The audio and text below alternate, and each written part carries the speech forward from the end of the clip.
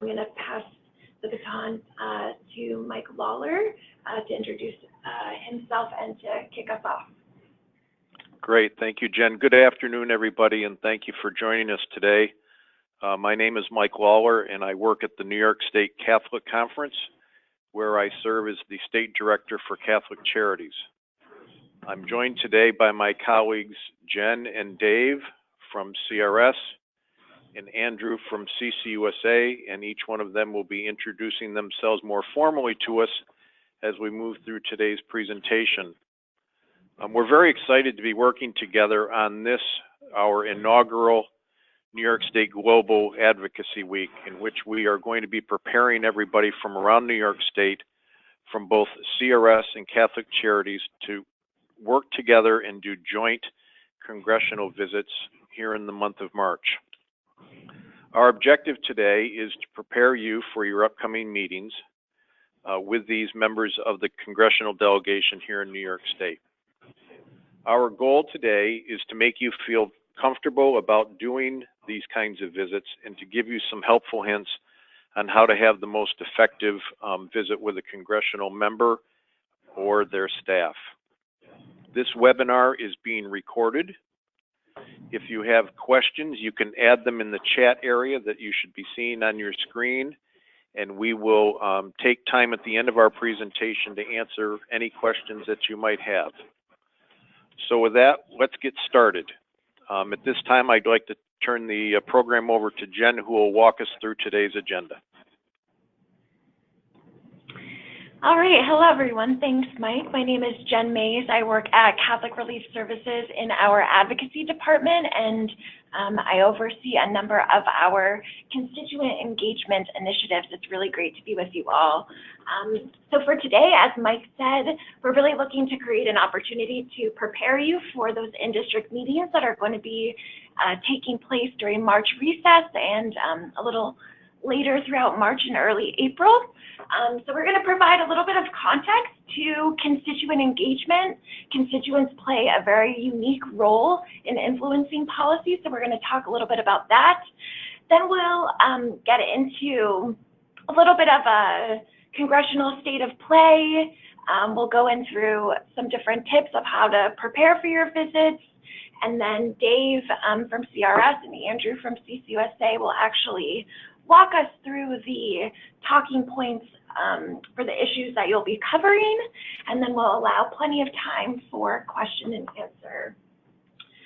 So before we jump into talking a little bit about constituent engagement, on the next slide, you'll see a quote from Faithful Citizenship.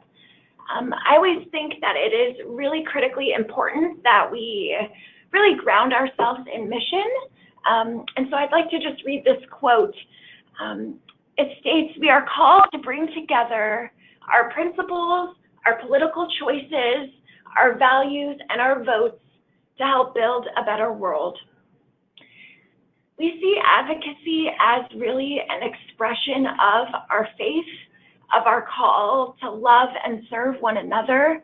And so as we're preparing for these congressional visits, we're really holding close all of those who are in need, those that we have encountered, and also those that we have not met, but we know are important and vital members of our human family. And so as we're looking to prepare for taking these next steps to hold a meeting with our members of Congress and our staff, I think it's important to really ground that in the greater service of a more just world that we are seeking to create. So a little bit about constituent voices. Constituent voices really matter. We know from our research and experience that direct interactions with constituents matter to members of Congress. And in fact, those interactions matter the most. They want to hear from the people they represent. It's a vital part of informing policy, of representing those in their states and in their districts.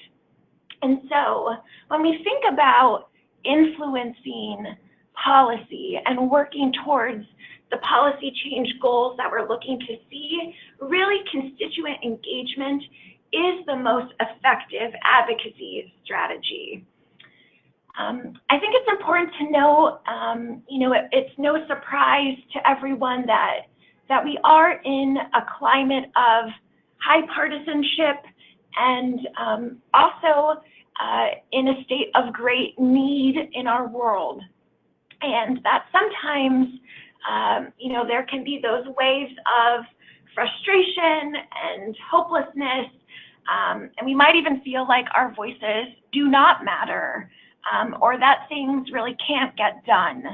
But I think when we root ourselves in our faith, and when we do that, we're able to recognize that we really are always called to come back to the table, to be in dialogue and conversation about those most vulnerable in our communities and in our world, and that we really can't merely be on the sidelines.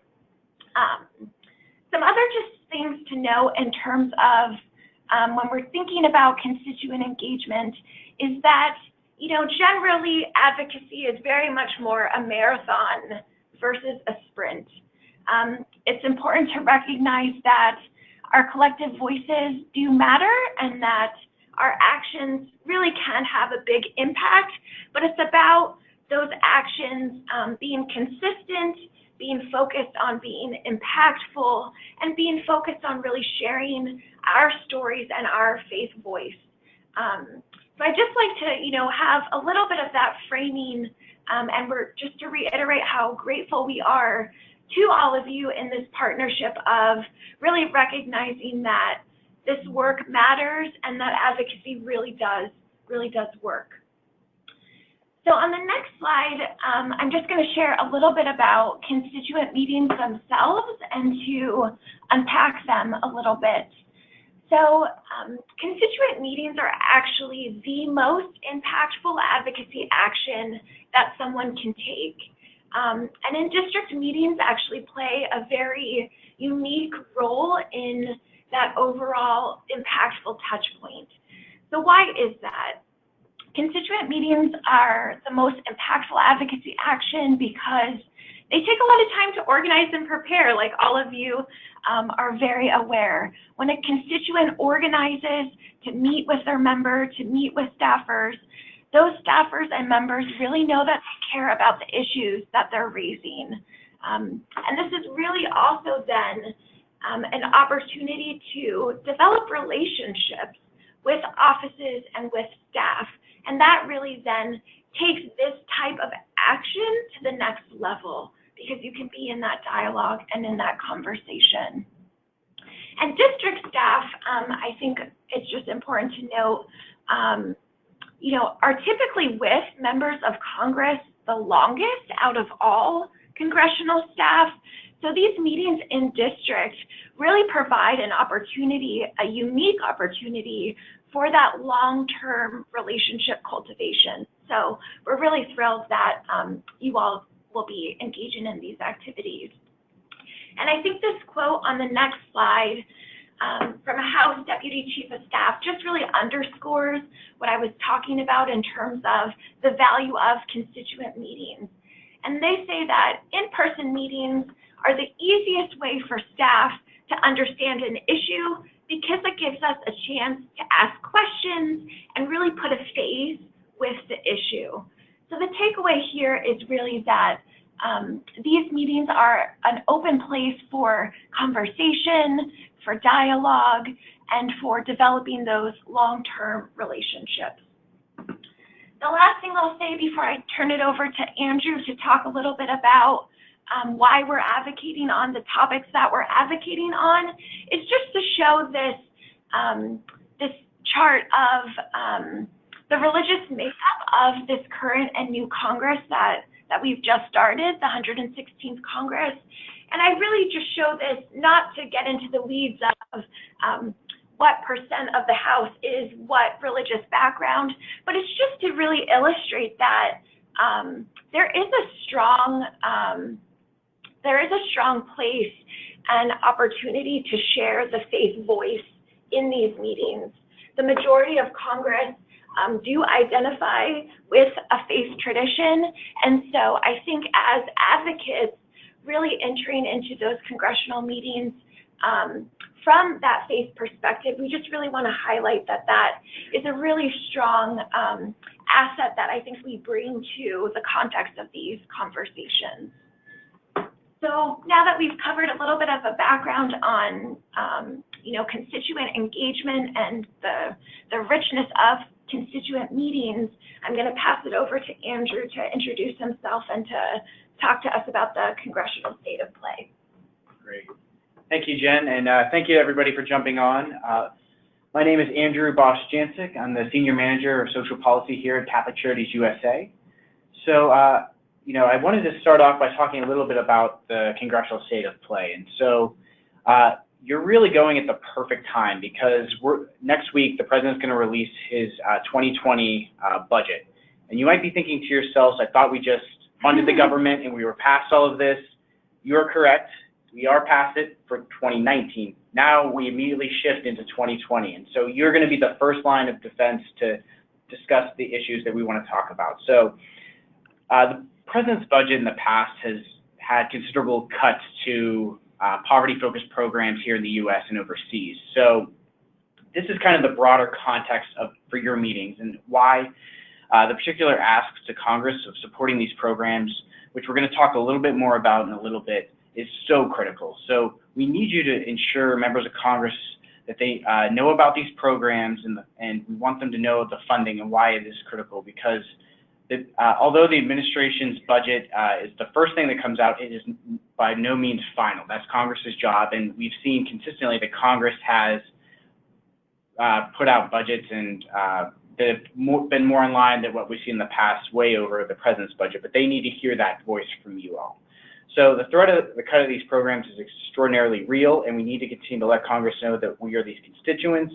We are representing people in poverty, so you get to have the critical piece of representing the folks that we serve, and you bring a voice for them who they can't necessarily get to Washington, D.C. They can't get to meet with the staffers. So you can give that voice to those millions of folks that don't necessarily have one. So you play such an instrumental role in making sure that these programs are protected.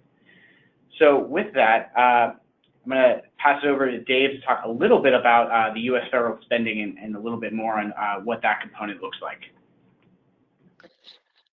Thanks, Andrew. So if we could take it, perfect. My name is Dave Cronin. I'm with Catholic Relief Services here in Washington, D.C., work in government relations and advocacy. I just want to talk a little bit about this chart that we have in front of you.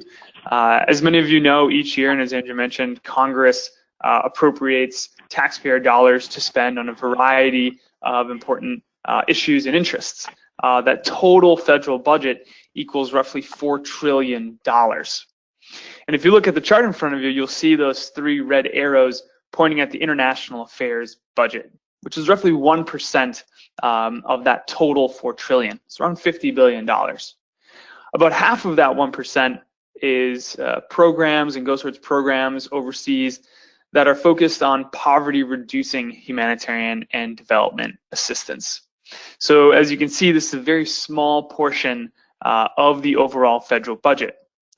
And while what Andrew mentioned is, the administration in the previous years has proposed deep and disproportionate cuts to poverty programs, including the international affairs budget. The last 2 years, they proposed to cut that budget by 30%.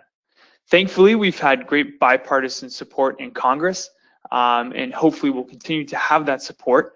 But we need to make sure that people aren't just supportive of these issues, but they prioritize them. And when conversations come up about the other competing interests, the deficit, the debt, one of the main lines that we make is we're never going to balance the budget on the backs of the poor. With that, I'll pass it back to Andrew, and we can get into some of the talking points.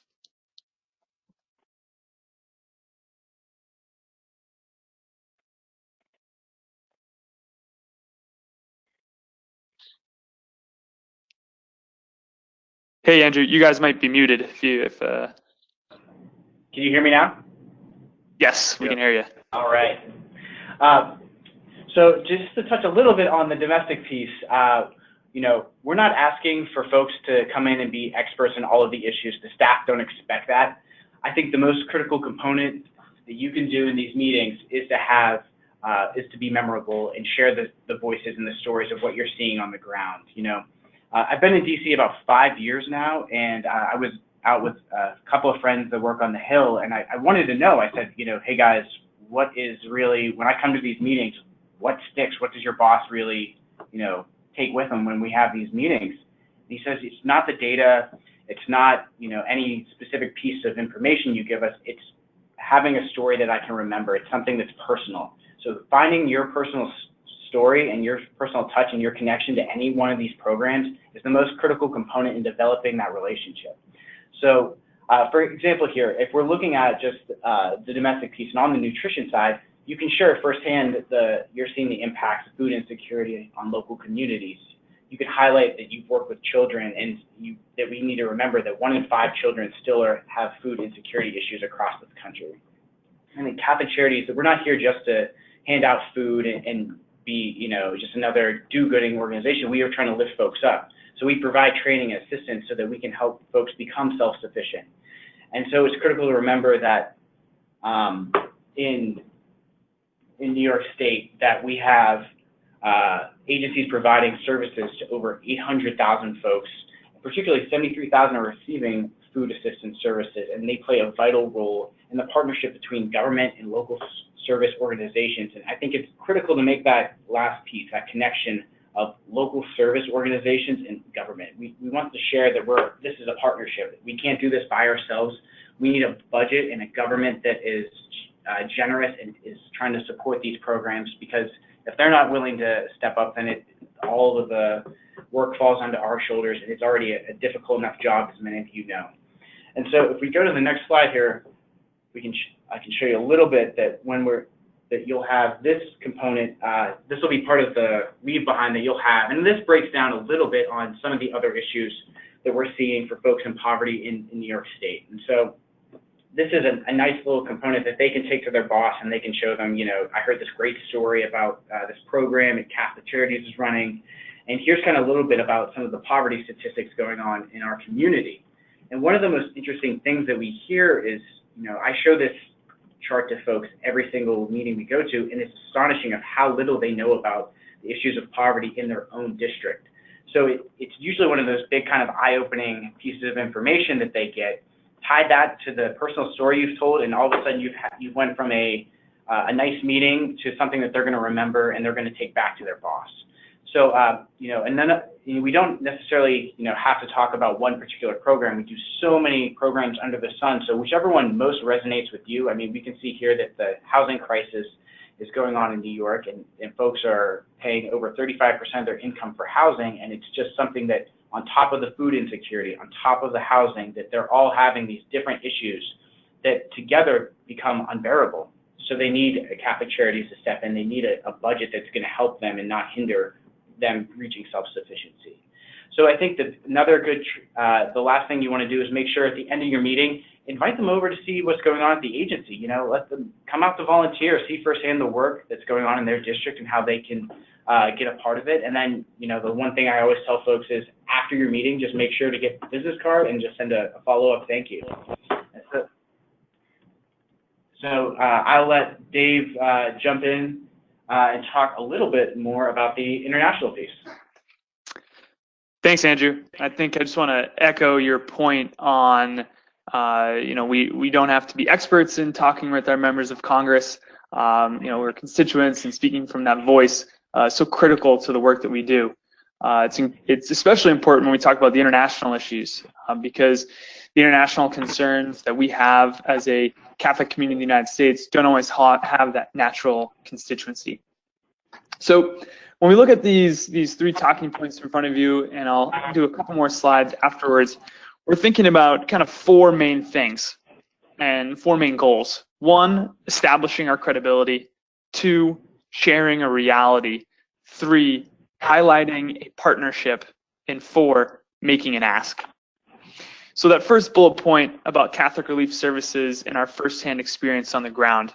As many of you know, CRS works in 110 countries around the world on behalf of the U.S. Catholic community. and last year served more than 136 million people. That's credibility. That second bullet point gets to the reality. In the work that we do, we respond to emergencies and disasters. We provide education on nutritious food provide education and nutritious food for mothers and children. And we help communities in poverty grow more of the food that they need. The reality on the ground, what's the issues going on? And lastly, highlighting that partnership between the U.S. Catholic community and the U.S. government. For 75 years, since the middle of World War II, we have worked together to address the needs of the poor and the vulnerable around the world. On the next slide, we'll kind of just see a picture of someone's hands opening corn. And here I just want to highlight the reality. As Andrew said, some of the best thing you can do is tell a story. What's your connection to these issues? As we look around the world today, there's more than 83 million people across 46 countries are going to require emergency food aid in 2019. With your support, people like you, right now we're in Lent, many people are donating money to their rice bowls to support CRS and support CRS programming globally. Each month in Ethiopia, CRS serves more than 1.5 million people in a food distribution program. In places like Guatemala, we work with communities, almost 300 communities in the western highlands of Guatemala to reduce chronic malnutrition and to improve food security. And you can look at the talking points in the packet we distributed to get a couple of points on what CRS does to provide that reality of what's the issues on the ground. If we move to the next slide, you'll see a chart of accounts. Now, don't be afraid. I know it's a lot of numbers and a lot of words. This is a chart, an illustration of a chart. You will actually receive a different chart that highlights the accounts in the federal government appropriations that CRS and the U.S. Conference of Catholic Bishops support related to international poverty-reducing development and humanitarian accounts. At the top, you'll notice those are accounts related to global health. In the middle, accounts related to development assistance, migration, and emergency response. And at the bottom, accounts related to Food for Peace and McGovern Dole, which are two accounts that will highlight the food security work that CRS does globally. And are also highlighted in the talking points and briefing document you will receive. So you will notice on the side to the right, they will be different columns showing what the House or the Senate has requested, or what was the prior year fiscal year funding. And then on the far right, you'll notice this is the actual level that we recommend that Congress enact for the upcoming fiscal year. So if we go to the next slide, this is the most important thing. So if you notice, we've established credibility, what CRS does. We've shared the reality, what's the problems that we're trying to face around the world, what's the potential for the progress that we can make. Highlighted the partnership of CRS and U.S. government's work together for 75 years. And now we want to make that final ask. We've seen the last 2 years that the administration has proposed deep cuts to both foreign and domestic food security and nutrition programs. We're very concerned about that, and we want to ask Congress in this upcoming fiscal year 2020 cycle, urge them to ensure the highest funding levels possible for poverty-reducing domestic and international development and humanitarian assistance.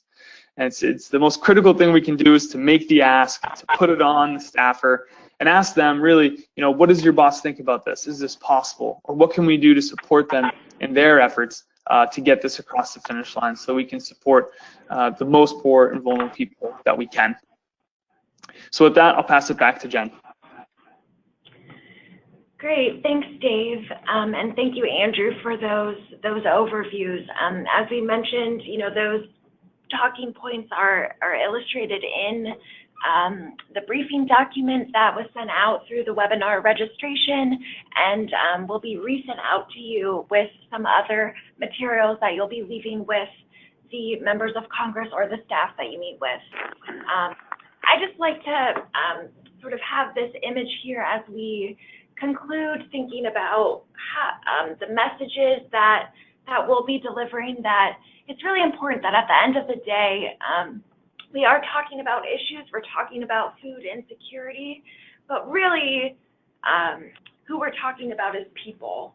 And we're talking about the members of our human family. So this is really how I think the faith voice and that dimension really brings a lot to the conversations as to why you're motivated to meet with your members of Congress, to share your passion about addressing poverty, for helping those who are experiencing hunger.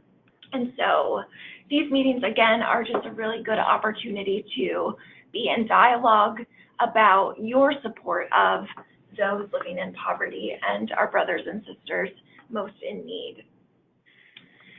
So before I turn it over to Mike Lawler to talk a little bit about the structure of meetings and the roles, I just wanted to, again, kind of continue to reiterate some of the big picture strategy. So in terms of how these meetings fit into our overall framework, we want to really emphasize that this advocacy is best done when it's focused on the long-term strategy of relationship building, of thinking about this visit as one touch point in a spectrum of a number of different touch points that you'll be having with your members of Congress on these particular issues. So really create opportunities for staff to learn about you, to be able to share about yourself, to be able to learn about them. That again is really then that emphasis of the long-term relationship building. And the last thing I just wanted to mention, particularly about this time in Congress, is that we're in a new Congress. And so some of you will be meeting with new members, and it's really a great opportunity to start building relationships and to educate them about CRS, about Catholic Charities, and the work that the Church in the U.S. is doing here in the United States and around the world. One just little touch point that I wanted to quickly mention is that in a new Congress, CCUSA, the USCCB, and CRS actually organize amongst ourselves to have meetings with all of those new members here in DC. And they're doing that same thing of being able to share who these organizations are and the work that we do. So it's going to be really great then to really echo this touch point that you all are doing in state with what's happening here in Washington. So then on the next slide, I will just go ahead and kick it over to Mike to talk about the structure of the meeting and the different roles. Thank you, Jen. Folks, for any of you who've never done this before, if you're feeling nervous, intimidated, please don't. Think of these visits as like having a conversation with somebody around your kitchen table. I know you're going to a congressman's office and that can be intimidating, but it really isn't. Think of it as having just a basic kind of conversation with someone that you've invited to your home. Let me kind of walk you through some of the things that I like to do and the process that I like to follow when I do constituent visits, both here in Albany as well as when I get to Washington, D.C. The first thing to remember is that visits are not going to be long. I would say if you got a 15 to 30 minute visit, you got a very good meeting. And the next thing that I would say to you is if your representative, whether in Congress or in the Senate, is unable to be there with you, don't be offended. If you're meeting with staff, I think that is a very good thing, because staff people usually, especially in Washington, have very specialized portfolios of situations that they're dealing with. So they're going to be the ones that are going to understand this subject and probably will be able to take as much back to the member as they possibly can. So let me give you some basic pointers. Before you go into the meeting, and you know who your group is, I would ask that you consider having a lead, or since we're doing joint visits with CRS and Catholic Charities people, perhaps have a co-lead, somebody that can be the voice for CRS and someone that can be the voice for Catholic Charities. If you have handouts, which you will have the background paper with some of the talking points that have already been discussed in them, and then you will have congressional specific information that shows things like food insecurity, housing needs, and the things that were earlier displayed to you. So take any handouts that you have along with business cards and offer them to the member or to their staff at the very beginning of the meeting. Then the next phase that I like to do is introductions. And you can have your overall leader say something as simple as, we are a group of individuals who work, volunteer, or support CRS and Catholic Charities from your district. And then have everybody from around the table introduce who they are, who they're affiliated with, and where they might live within the member's district. That will give them a real sense that they have constituents in their offices. So far, get in the room, get comfortable, and introduce yourself. Then whoever has been selected leader, do something as simple as saying, thank you for giving all of you the time to meet so that you can discuss growing concerns about the number of people who are living in this country and around the world that are living in hunger. Then, using the talking points that you've been provided in the documents that you have the CRS point person discuss their particular talking point. Once they're concluded, have the Catholic Charities point person talk about their talking point, and just engage in a dialogue so that each person has an opportunity to speak from the perspective of both CRS and Catholic Charities. You can voice what your overall concern is, which was outlined on one of the previous slides. And then the most important part of the conversation is for one of the two leaders to reiterate what the ask is. And that again was right in these slides. So you'll have it there at your disposal to read and deliver to them. Once you've delivered your message and have made your ask, just simply say to the member or their staff, do you have any questions of us? They may have questions, or they might be very familiar with the information and say, no, but thank you very much. I don't have any questions. And if they ask you a question and you don't know the answer, simply say, I'm not quite sure. I will write it down and I will go back and get you the information that you need and provide it to them after the meeting. Don't feel as if you have to make up an answer if you're not quite sure what the answer to that question is. The last thing that I like to do with meetings is to thank them again for their time and their commitment to the cause. And the other thing that I've learned to do when I have been working with people down in DC is to thank them for their service. I think we all know that working in Washington is a little bit, it's a little bit of a different kind of position that most of us have in our lives, and it's a very challenging position. And I think if you take the extra time to thank them for their service, I think that will go a long way. Now, a couple of other tips that I want to give, and that will get on to the next slide here. Be polite to people. I'm not suggesting that any of you are going to go in with an attitude and get angry, but just remember that this is a polite opportunity to have a discussion.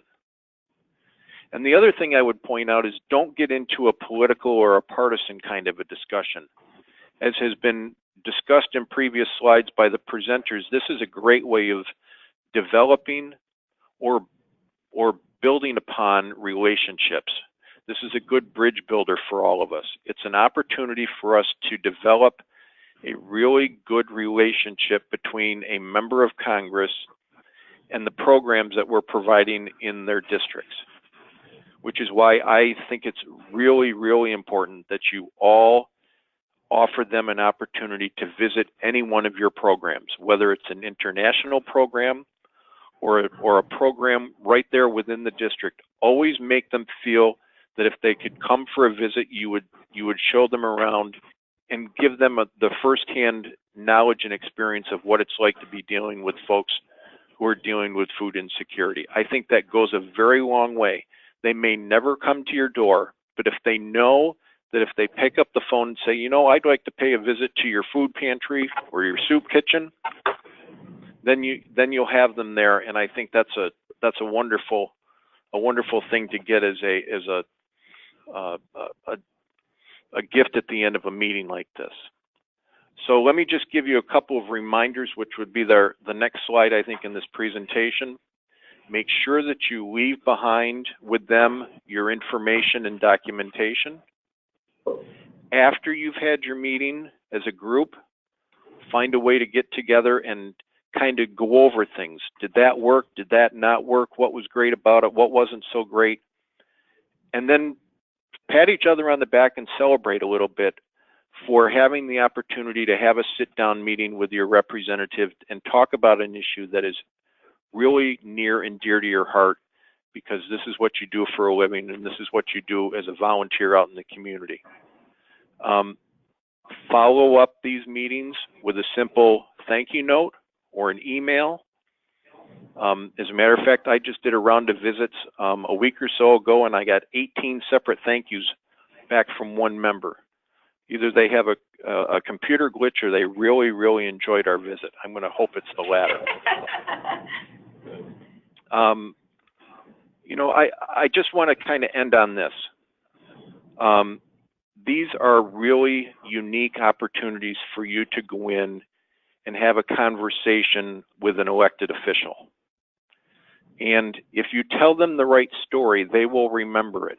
I'm going to give you one for instance. A couple of years ago when I was doing work here in Albany, I was working with refugee resettlement agencies from around the state. They came back to Albany last week to do another round of visits with legislators.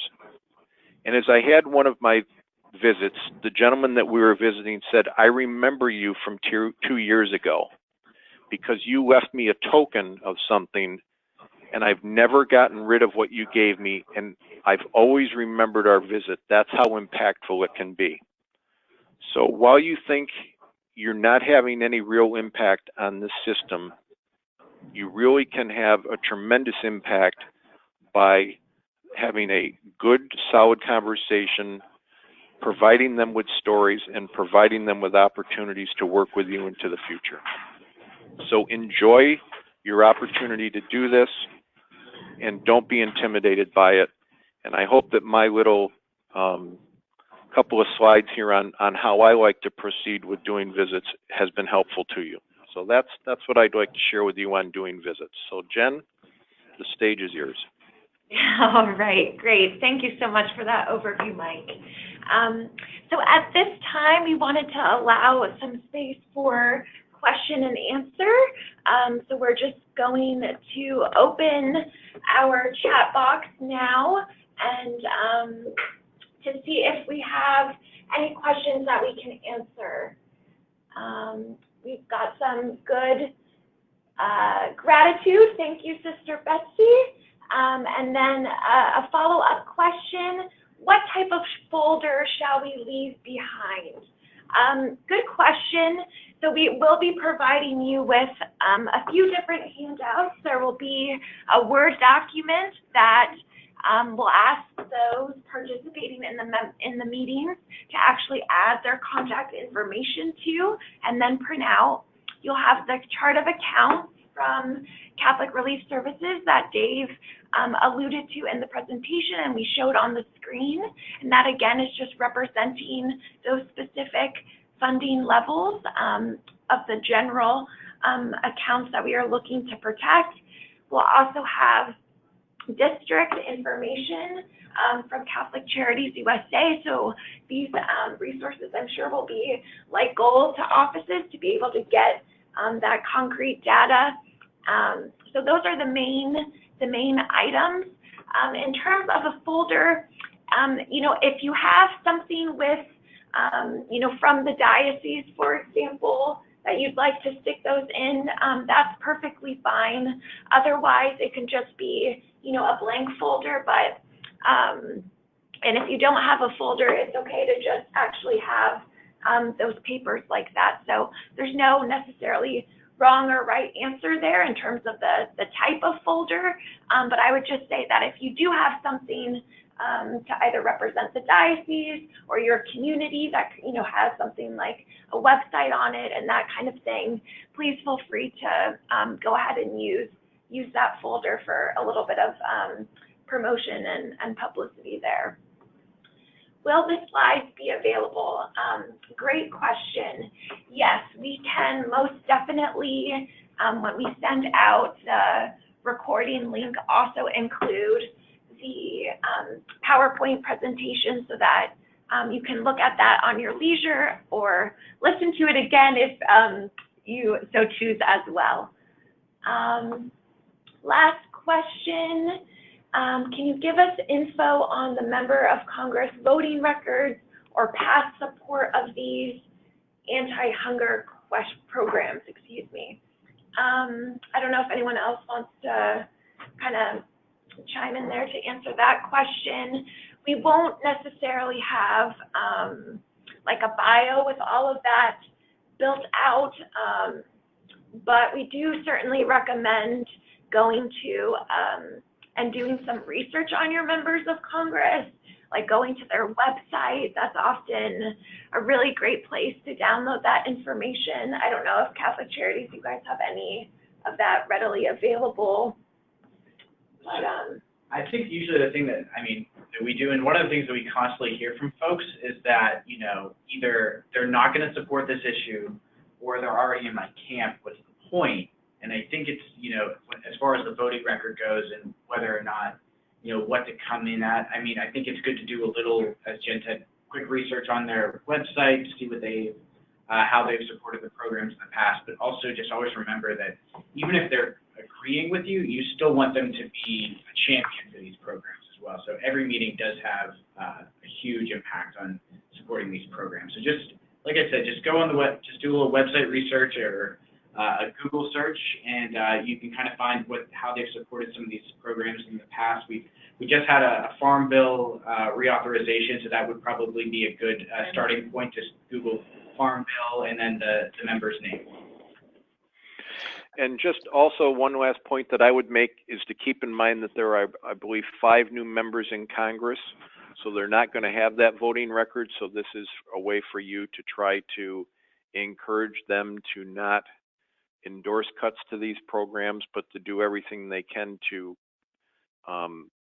support the ongoing funding of these programs as well. So you're going to have 5 brand new members of Congress that aren't going to have that kind of a voting record that you might be interested in having. Yeah. Great, thank you. So then next question, should we have a feedback sheet to be completed after the visit so we can get a look at what happened across all the state?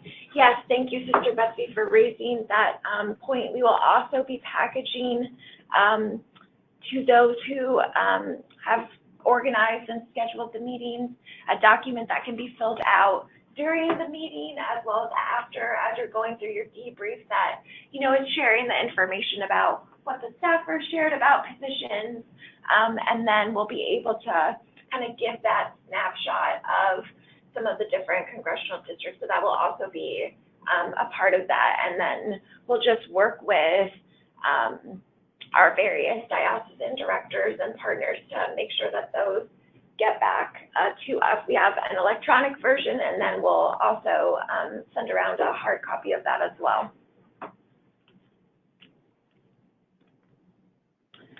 All right, next question. Is there anything special for us to bring to or say to Senator Schumer as the Senate Minority Leader?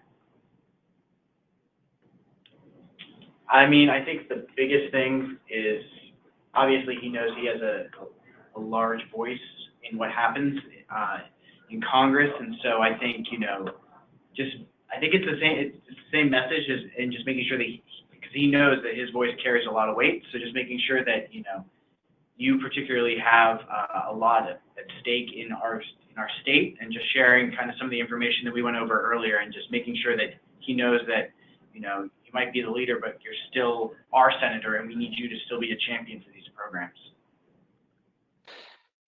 I just want to underscore, I guess, a point that's been made a couple times already that, Senator Schumer is supportive of these poverty programs, both domestically and internationally. But we want leadership on both sides of the aisle to see this as a priority issue, an issue that's raised up to the point where they're making public comments on it. They're discussing it when they're kind of having meetings about their main priority issues. The poverty-focused programming, both here in the U.S. and around the world, should be something that's elevated. Andrew said we need people to be champions for this. So you can always ask a member, even no matter how supportive they are, to do more. And I think that's something that we need to share with the senator.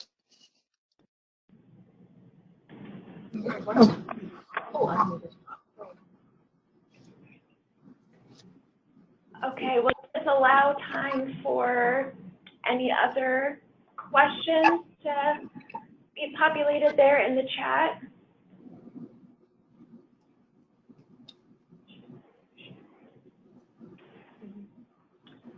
And then Lois, I think we've unmuted your mic. If you have a question, I see that maybe your hand's raised in the chat. Oh, well, if I did that, it was an accident, but thank you. Okay, no problem. We just don't want to leave you hanging there. No, I feel like we're actually sitting here with one of our students from our CRS ambassadors at Manhattan College to prepare. We've asked now for a meeting with Elliot Engel. We hope to have that in the next couple of weeks. One of the things I'm trying to connect this to, because at the beginning of the budget information sharing time, CRS asked specifically that people work on the issue of migration because of everything that's going on the border. So we don't have to do this now because I know it's not everyone's concern, but if there's any sidebar information on helping us think how to ask for everything we've learned about and also make the case that will help with the migration crisis. Because I do think if people my sense is if people had aid and what they need at home, that would help them not have to travel here. But there may be other things that I'm not thinking of. So I don't want to take the time now because I think it's too long of a conversation, but I'd like to have a few links off the top of my head to how it helps with the migration crisis. This is Dave from CRS, and we're happy to provide additional information. CRS works with the Bishops' Conference and Migration and Refugee Services, as well as the Office on International Justice and Peace, and Catholic Charities and Clinic and other Catholic partners on the issue of migration, both related to the Western Hemisphere as well as globally. These accounts in that chart that your CRS ambassador will know well, they really do address some of the root causes of forced migration, in addition to some of those root causes of food insecurity. So that's an additional point that I think is always helpful to make, be it the life-saving global health, development, or humanitarian accounts. If you have particular questions about the current migration crisis, be it in the Western Hemisphere or in other parts of the world, happy to answer questions and provide information offline. I will note that someone like Rep. Engel, who's the chairman of the House Foreign Affairs Committee, is a very important member of Congress when it comes to the international issues, especially migration, from that context of how do we look to address the root causes of poverty, violence, food insecurity, that are sometimes those main drivers of forced displacement.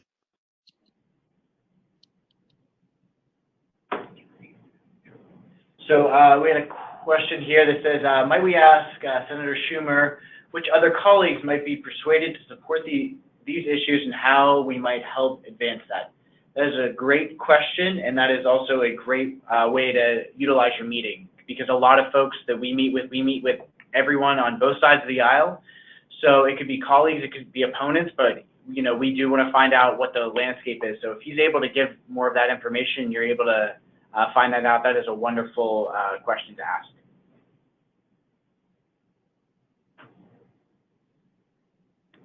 All right, and then just more of a general comment on, I think in terms of some of the emergency updates that we send out related to the work that we do overseas. Yeah, that is also, a good resource of looking at some of our different programming and some of the stories and realities happening there. So great. All right. Any other questions? Feel free to keep typing those in. We wanted to allot plenty of time for you all to share any of those. So we'll just give a little bit more space for that.